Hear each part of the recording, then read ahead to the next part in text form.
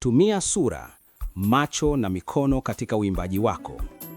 Ndugu mpenzi wa somo la Ijue Sayansi ya Uimbaji, karibu tena kwenye somo letu pendwa linaloletwa kwako na Mwalimu Clement Anthony Gashule kutoka Chamazi, Dar es Salaam. Mtangazaji wako ni mimi Hosea Nengo kutoka studio za Nengo Media. Ni kuombe ubonyeze neno subscribe ili uwe wa kwanza kupata taarifa zetu, na share kwa watu wengine na comment kwa ushauri zaidi. Leo tutaangazia kipengele kinachosema tumia sura, macho na mikono katika uimbaji wako. Katika sanaa ya uimbaji, sauti ni kama chombo cha safari, lakini macho, sura na mikono ni dira na ramani. Wimbo unaoimbwa kwa sauti pekee unaweza kufika kwenye masikio ya msikilizaji, lakini wimbo unaoambatana na usemi wa uso, uelekeo wa macho na lugha ya mwili hufika moyoni. Kama asemavyo Dr. Marybeth Bunch Dame, mtaalamu wa saikolojia ya sauti, mwili wote hushiriki katika uwasilishaji wa wimbo. Kila kiungo huongea pale kinapotumika kwa mawasiliano ya hisia.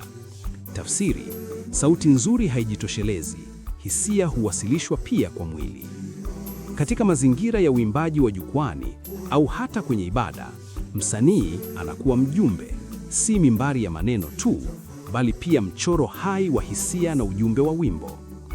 Faida 7 za kutumia sura, macho na mikono katika uimbaji wako. 1. Huongeza mguso wa kihisia kwa wasikilizaji. Wimbo unaoambatana na hisia huweka wasikilizaji karibu zaidi kiroho na kisaikolojia. 2. Huongeza uhalisia wa ujumbe wa wimbo. Kila tabasamu, kila macho yanayotazama juu, kila mkono unaoinuka huipa roho ujumbe. 3. Huongeza mvuto wa kuangaliwa na kusikilizwa. Hii ni mbinu ya kisanii inayovutia hadhira na kuwafanya wakae kimya hadi mwisho. 4. Husaidia kupunguza msongo wa mawazo, stage anxiety. Unaposhirikisha mwili mzima, akili hushughulika na kutulia na woga huondoka. 5. Huongeza uhusiano baina ya mwimbaji na ujumbe wake. Mtu anayeimba kwa mwili mzima jihusisha kwa kina na hadhira hutambua hilo. 6. Huongeza ufanisi wa kimafundisho. Kwa waimbaji wa Injili na kwaya, mawasiliano ya kimwili hubeba ujumbe wa kiinjili kwa ufanisi zaidi. 7. Huacha kumbukumbu ya kudumu kwa watazamaji. Hata kama sauti itasahaulika, hisia zilizowekwa katika sura na macho hubaki mioyoni mwa watu. Ushauri: uimbe kwa mwili mzima, si kwa koo tu. Hivyo basi, uimbaji wa kweli hauanzi kooni pekee, unaanzia rohoni, unapitia usoni, unapenyea machoni na huonekana mikononi. Usiwe yule mwimbaji anayeimba najua Yesu ananipenda, huku uso wake unaonekana kama mtu aliyepigwa na jua la saa 7. Acha mlinganyo huo.